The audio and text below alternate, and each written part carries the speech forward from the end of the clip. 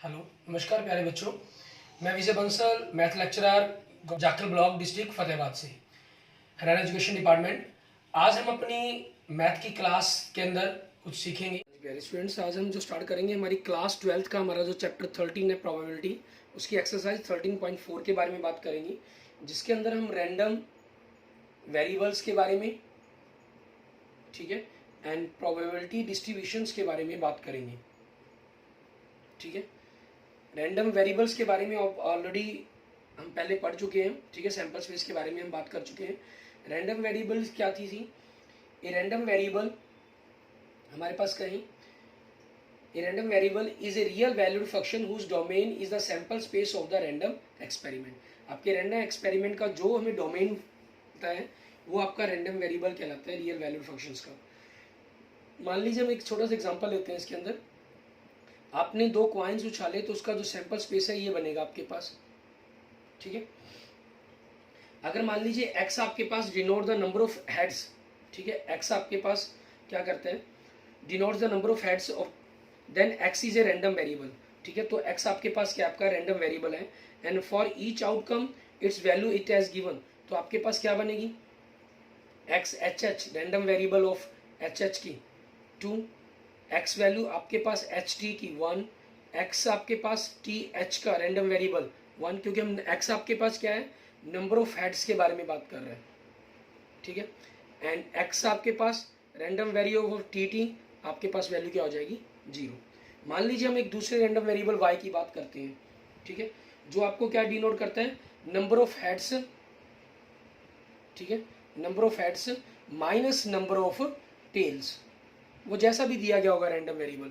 तो आपके पास क्या बन जाएगा, सेम इसी सैंपल स्पेस के लिए आपका रैंडम वेरिएबल चेंज हो गया। तो हेडेड मीन्स हेडेड 2 है, टेल 0 है, तो 2 होगी वैल्यू। आपके पास एच टी के लिए 1 माइनस 1 0 होगी, एंड टी एच के लिए रैंडम वेरिएबल आपका 1 माइनस 1 0 हो गया। एंड आपके पास दोनों टेल के लिए हेड 0 है, टेल 2 है, तो -2 वैल्यू बन जाएगी आपके पास। ठीक है, इस प्रकार से आपकी जैसी कंडीशंस दी गई होगी उसके अकॉर्डिंग आप उसका रैंडम वेरिएबल बन जाएगा। x and इस प्रकार thus x and y two different random variables defined on the same sample space, ठीक है, आपको मिलते हैं। अब इसी पर हम छोटा सा बेस्ड हमारे पास रैंडम वेरिएबल का अकेला, फिर उसके प्रोबेबिलिटी के बारे में बात करेंगे, फिर हमारे आगे इसके चैप्टर के अंदर हम, ठीक है, मीन वेरिएंस के बारे में भी बात करेंगे। हम एग्जाम्पल नंबर 22 लेते हैं। ठीक है, एग्जाम्पल नंबर 22 के अंदर देखिए हमें क्या कह रहा है ये करने के लिए। मैं कह रहा है a person plays a game of the tossing a coin thrice. एक आदमी एक गेम खेलता है, ठीक है, सिक्के को 3 बार उछालने के लिए। For each head he is given ₹2 by the organizer of the game. ठीक है, अगर हेड आता है तो उसको ऑर्गेनाइजर को ₹2 हर पर गेम पर देने पड़ेंगे। ठीक है, and for each tail he has give ₹150 to the organizer. Sorry, अगर हेड आया तो बाय लिख के वहां पर 2 लिखनी, by. For each head he is given ₹2 by the organizer of the game. अगर हेड आया तो ऑर्गेनाइजर उसको ₹2 देगा। अगर टेल आया तो हर टेल के ऑर्गेनाइजर उससे 150 पैसा, ठीक है, उससे लेगा। Let X denote the amount gain और लॉस्ट बाय द पर्सन। मान लीजिए कहता है एक्स आपके पास जो रैंडम वेरिएबल है, कितना अमाउंट गेन हुआ या लॉस हुआ उसका है, and show that x is a random variable and exist it has a function on the sample space of the experiment। ठीक है, अब सबसे पहले देखिए आपके पास इसका सैंपल स्पेस क्या बनेगा। 3 हेड है तो 3 कॉइन्स उछाला गया, तीनों हेड, 2 हेड एक tail, H T H, T H H, H T T, T H T, T T H and T T T. ठीक है, ये चीज होगी आपके पास। क्लियर, ये आपका सैंपल स्पेस हो गया एक्सपेरिमेंट का। ठीक है, आप इसमें ऊपर लिखना चाहे मेंशन कर भी सकते हैं, sample space of experiment, sample space of experiment या गेम। ठीक है, कह लीजिए। क्लियर, उसके बाद हमने क्या करना है, एक्स हमने क्या कहा हुआ इन्होंने, आपको कह रहा है डिनोट द अमाउंट गेन्ड और लॉस बाय द पर्सन। तो एक्स क्या हो जाएगा, अमाउंट gained or lost, ठीक है, are lost by the person। ठीक है, ये चीज़ कही गई है। अब इसके लिए हमारे पास वैल्यू देखेंगे, हमारा रैंडम वेरिएबल क्या बनेगा। Then random variable for 3 head, आपको एक हेड पर 3 रुपीज़ मिलेंगे, सॉरी 3 हेड है और एक हेड पर 2 रुपीज़ मिलेंगे, तो रुपीज़ क्या हो जाएंगे आपके 6, ठीक है। और 2 हेड पर, वो चाहे टेल आपके पास पहले नंबर पर हो और दूसरे नंबर पर हो, तीसरे नंबर पर कहीं भी हो, तो रैंडम वेरिएबल तो सेम ही रहेगा, उसमें तो कोई फर्क नहीं पड़ेगा नहीं उसका, ठीक है। तो क्या हो जाएगा, 2 हेड है तो 2 रुपीज़ मिलने हैं, माइनस 1 हेड है और 1.50 पैसेस उसके माइनस होने हैं, ठीक है। सो ये रुपीज़ बन जाएंगे आपके पास, मीन्स 4 माइनस 1.5, सो रुपीज़ 2.50, ठीक है, 2 रुपीज़ 50 पैसेस हो जाएगा। और रैंडम वेरिएबल फॉर 1 हेड आपके पास, चाहे वो 1 हेड फर्स्ट नंबर पर हो, सेकंड नंबर पर हो, या फर्स्ट हेड आपके पास थर्ड नंबर पर हो, तो एक हेड के कारण आपको 2 रुपीज़ मिलेंगे, ठीक है। और 2 हेड के आपके पास 1.50 से के हिसाब से आपके पैसे कटेंगे, तो 2 माइनस 3 आपके पास -1 रुपीज़, ठीक है, उसको ₹1 का लॉस होगा, ठीक है। यहाँ रुपीज़ के लिए वैसे RE शब्द यूज़ कर लिया जाता है, हमारा जो रुपीज़ का सिंबल है, न्यू सिंबल ये है हमारे पास, ठीक है। तो आप इंग्लिश में ना लिखकर आप इस सिंबल का भी यूज़ कर सकते हैं, ठीक है। ये चीज़ आपके पास र को काटते हुए, ठीक है। उसके बाद हमारे पास क्या कहा, 3 हेड के लिए, सॉरी तीनों हेड के लिए, उसके 0 हेड के लिए, मीन्स तीनों टेल, तो इसमें क्या हो जाएगा, आपका लॉस होगा, ठीक है। सो -4.50, ठीक है, ये आ जाएगा। अब माइनस जो साइन है वो शो करता है लॉस को, ठीक है, minus show loss and plus shows gain या प्रॉफिट, ठीक है, ये चीज हो जाएगी आपके पास। अब इसके बाद इन्होंने क्या कहा है, गेन एक्स आपके पास अगर एक एक फंक्शन हो सैंपल स्पेस का, हुज रेंज, इसकी रेंज क्या बनी, ठीक है। इन्होंने कहा था कि रेंज भी बताएं आपके पास उसकी, एक्स को अगर एक रैंडम वेरिएबल मान लें, exist as a function on the sample space of the experiment, ठीक है। सो आपके पास एक्स इज ए फंक्शन, हम इसको मेंशन कर देंगे, एक्स इज ए फंक्शन, ठीक है, on the sample space, clear, whose range, तो इसकी रेंज क्या आई आपके पास, मीन्स आंसर क्या है, इसके आंसर क्या आ सकते हैं आपके पास, -1 -2.50, ठीक है। एक्स अगर एक फंक्शन है हमारे पास, सॉरी 2.5 तो आपके पास प्रॉफिट हुआ है, -1, ठीक है, 2.50, -4.50 एंड 6, ठीक है, ये आपका आंसर हो जाएगा, क्लियर। इसके बाद सेम ऐसे ही क्वेश्चन पर हम अपना नेक्स्ट एग्जांपल देखते हैं, उसके अंदर भी रैंडम वेरिएबल के बारे में बात की गई है, ठीक है, उसमें हमें क्या करना होगा वो देखते हैं। एग्जांपल नंबर 23 हमारा, इसमें हमें क्या कह रहा है, कहना एक बैग, ये bag contains 2 white and 1 red balls, 1 ball is drawn at random and then put back in the box after noting its color, the process is repeated again, ये प्रोसेस आपका कहता है बार बार रिपीट होता चला आता है। If X denote the number of red balls recorded in the 2 draws describe X, ठीक है, आपके पास 2 बॉल्स के ऊपर इसका प्रोसेस कर रहे हैं, ठीक है, और दोनों ही बॉल्स के अंदर ये प्रोसेस आपका बार बार चलता रहता है, ठीक है, रिपीट कर देते हैं हम, रिपीटेड अगेन, वैसे एक रिपीटेड एंड रिपीटेड नहीं है, रिपीटेड अगेन है, सिर्फ एक सिंगल बार रिपीट हुआ है आपका। तो आप देखें, bag contain, A bag contains 2 white and 1 red ball, ठीक है। तो अब यहाँ से हम क्या करेंगे, हमारे पास व्हाइट, क्योंकि इन्होंने इनको आइडेंटिकल बॉल तो कहा नहीं, तो व्हाइट बॉल भी आपके पास अलग अलग हो सकती हैं, सिर्फ कलर्स मेंशन किए गए हैं। It means W1 W2 and R1, आपके पास ये बॉल होगी। R1 को चाहे आप R ही लिख लें तब भी कोई दिक्कत नहीं, क्योंकि वो सिंगल बॉल है, लेकिन व्हाइट को हमें, क्योंकि आइडेंटिकल वर्ड यूज़ नहीं है, तो इनको W1 और W2 से हमें मैंशन करना होगा, ठीक है। अब आपके पास सैंपल स्पेस क्या बनेगा आपका, ठीक है, जो हमारे पास सैंपल स्पेस बनेगा, 2 बॉल्स ड्रॉन हुई हैं, मान लीजिए पहले W1 फिर दूसरी W2 बॉल आ गई, या तो क्योंकि वापस कलर में बैग में डाल दिए तो W1 भी हो सकती है। पहली W1 दूसरी W2 होगी, ठीक है। पहली W1 दूसरी आपकी रेड होगी, ठीक है। नेक्स्ट पहली आपकी W2 सेकंड आपकी W1 होगी, ठीक है। ये चीज़ हो सकती है अब आपके पास, ठीक है।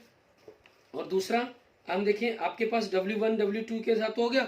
अब W2 पहली फर्स्ट W2 सेकंड W2 हो सकती है, फर्स्ट W2 सेकंड रेड हो सकती है, फर्स्ट रेड सेकंड W1 हो सकती है, फर्स्ट रेड सेकंड W2 हो सकती है, फर्स्ट रेड सेकंड आपकी रेड हो सकती है, ठीक है। ये आपका सैंपल स्पेस बन जाएगा। क्लियर। अब इन्होंने हमें क्या कहा है, हमें इन्होंने कहा था one ball is drawn it random and then put back in the box after noting its colour the process is repeated again if X denote the number of reds. X क्या चीज है, नंबर ऑफ रेड बॉल्स, ठीक है। आपके पास recorded in two draws describe X, आपको X describe करना है, ठीक है। तो आपको रैंडम वेरिएबल बनाना है, W1 W1 का, W1 W2 का, W2 W1 का, W2 W2 का, इन सभी में तो जीरो है नंबर ऑफ रेड बॉल्स। उसके बाद सिंगल रेड बॉल वाले W1 आपके पास R, ठीक है। एंड X आपके पास random variable W2 R, random variable of red W1, random variable of आपके पास RW2, इसमें red number of red balls कितनी है 1, रैंडम वेरिएबल RR, इसमें रेड बॉल कितनी है 2 आपके पास, ठीक है। सो आपके पास जो X, इस प्रकार से हम कह सकते हैं दस X is a random variable, ठीक है। X is a random variable which can take values. इस रैंडम वेरिएबल के अंदर हम जो वैल्यू ले सकते हैं वो कौन कौन सी हो सकती है, 0 1 और 2, ठीक है। ये आपके क्वेश्चन का आंसर बन जाएगा। ये हमने रैंडम वेरिएबल बात कर ली। अब हम इसी के प्रोबेबिलिटी डिस्ट्रीब्यूशन पर बात करेंगे, ठीक है, कि इसके प्रोबेबिलिटी डिस्ट्रीब्यूशन को हमने किस प्रकार से फाइंड आउट करना है इन रैंडम वेरिएबल की, ठीक है। उसके बारे में बात करेंगे, probability distribution of the random variable, आपका प्रोबेबिलिटी डिस्ट्रीब्यूशंस, ठीक है। इसके बारे में किसका, आपके रैंडम वेरिएबल का। तो उसमें कुछ नहीं, आपको सिंगल केस की प्रोबेबिलिटी को फाइंड आउट करना है, ठीक है, बस। और हमें कुछ एक्स्ट्रा काम नहीं करना उसके अंदर, आपको प्रोबेबिलिटी निकालनी है जिस भी केस पर कहा जाएगा x is equal to R पर, ठीक है। तो वैसे आपको प्रोबेबिलिटी फाइंड आउट करनी होगी। अब उसी चीज़ के बारे में हम देखते हैं, हमारे पास हमने यहाँ जो वैल्यूज है उस कंसेप्ट को देखेंगे हम कि कहाँ कहाँ कंसेप्ट बन सकता है हमारा, ठीक है। जैसे हम इसी पे बेस्ड है हमारे पास, क्योंकि प्रोबेबिलिटी जनरल प्रोबेबिलिटी है ये, हम डायरेक्ट एग्जांपल के अकॉर्डिंग बात करते हैं इस पर। एग्जांपल नंबर 24 कहना, 2 cards are drawn successfully with the replacement from a well shuffled deck of the 52 cards, find the probability distribution of the number of the aces. अब इसमें देखें, the number of aces is a random variable, ये आपका random variable हो गया, ठीक है। Let X denote the random variable of aces, ठीक है। सो एक्स की वैल्यू क्या बनेगी आपकी, 0 1 और 2, या तो 0 1 का होगा, या 1 1 का होगा, या 2 1 के होंगे, ठीक है। अभी तक हमने रैंडम वेरिएबल की वैल्यू निकालनी सीखी एग्जांपल में, अब हम उनको डायरेक्ट यूज करते हुए क्वेश्चंस को सॉल्व करेंगे आपके पास, ठीक है। अब हमें क्या करना है, इनके प्रोबेबिलिटी डिस्ट्रीब्यूशन बनाना है हमें, ठीक है। क्योंकि आपके पास 1 1 का, 2 1 का या 3 1 के, ये क्या होते हैं आपके पास विद रिप्लेसमेंट के साथ एक दूसरे से इंडिपेंडेंट एक्सपेरिमेंट बनाते हैं, ठीक है। आप इनके बारे में मेंशन करना चाहें कर भी दें, नहीं कोई जरूरत भी नहीं है। Since the draws, with replacement कहा हुआ है ना इन्होंने, since the draws are done with replacement, ठीक है, रिप्लेसमेंट के साथ है। So the 2 draws from independent experiments. ठीक है, आपके क्या हो जाएंगे, ये इंडिपेंडेंट एक्सपेरिमेंट्स हो जाएंगे, क्योंकि इसके अंदर आपके पास बाउंडेशन नहीं है। आपने कार्ड में से एक पत्ता निकाला, वापस उसको कार्ड में रख दिया, तो दूसरे पत्ते के लिए कोई बाउंडेशन रही नहीं। ठीक है, अब आपके पास probability of at X equal to 0 means आपके पास को जो आपने दो पत्ते 2 कार्ड्स आर ड्रॉन हुए ना, दोनों के दोनों आपके नॉन इक्के हैं। ठीक है, कोई इक्का नहीं है। प्रोबेबिलिटी ऑफ नॉन इक्का एंड नॉन इक्का। ठीक है, मीन्स प्रोबेबिलिटी ऑफ नॉन इक्का एंड के कारण मल्टीप्लाई कर देंगे प्रोबेबिलिटी ऑफ नॉन इक्का।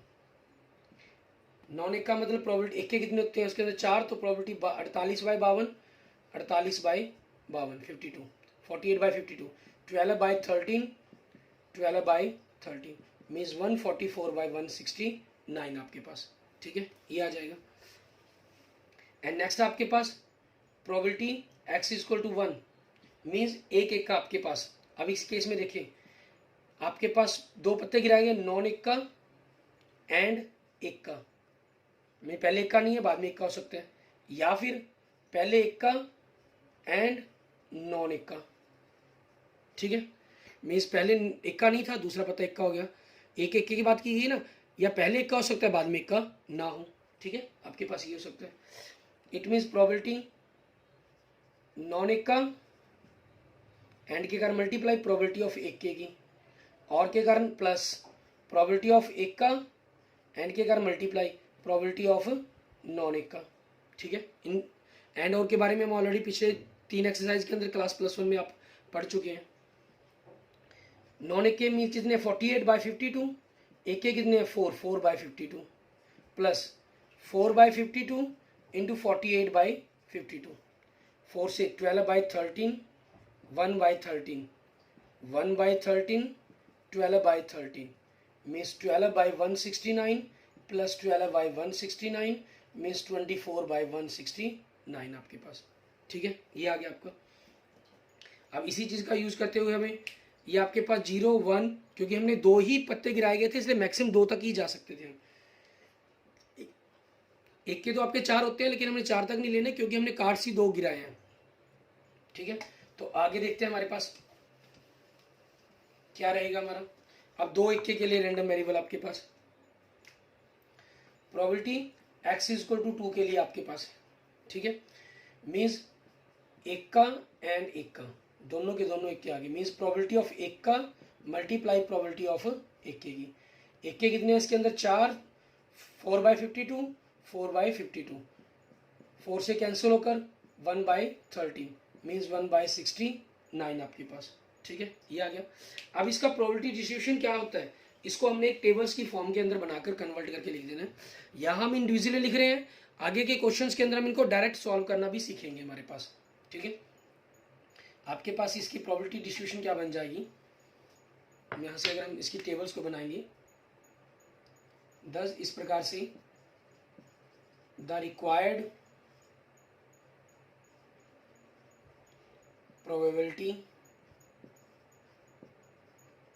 डिस्ट्रीब्यूशन इज, ये 144/169 है, इसको हम ध्यान रखेंगे। ठीक है, तो आपने अपने क्या करना है, इसकी टेबल्स बनानी है। ये मेन जो टेबल है इसको हम डिस्ट्रीब्यूशंस कहेंगे हमारे पास, इनकी वैल्यूज़ को इस प्रकार से रिप्रेजेंट कर देना हमारे पास। ठीक है, 3 वैल्यूज़ हैं, तो एक एक्स हो जाएगा हमारे पास, दूसरा probability X is equal to R पर होगी आपके पास।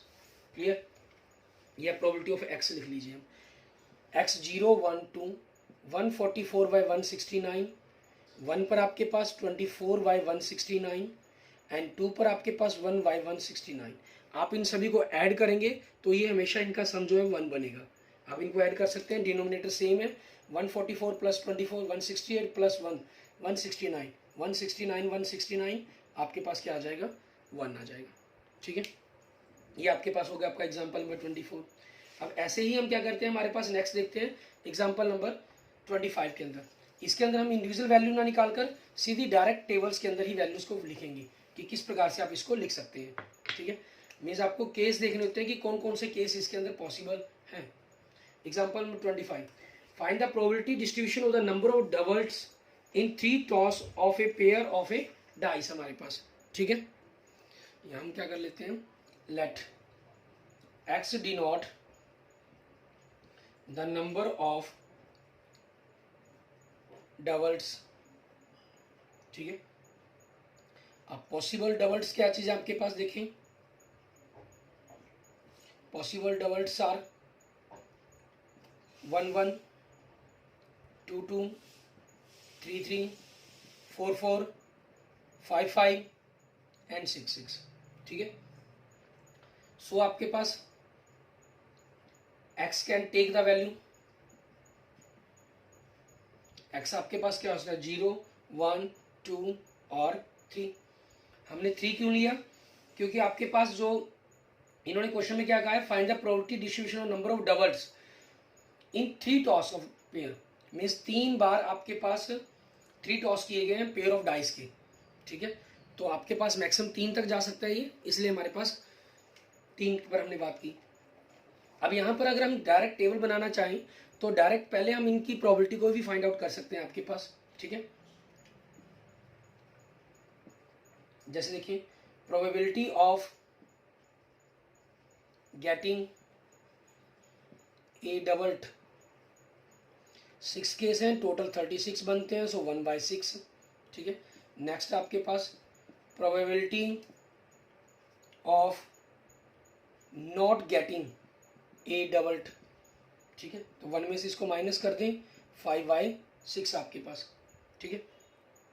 अब आपका इसका प्रोबेबिलिटी डिस्ट्रीब्यूशन आना चाहिए अगर हम, ठीक है।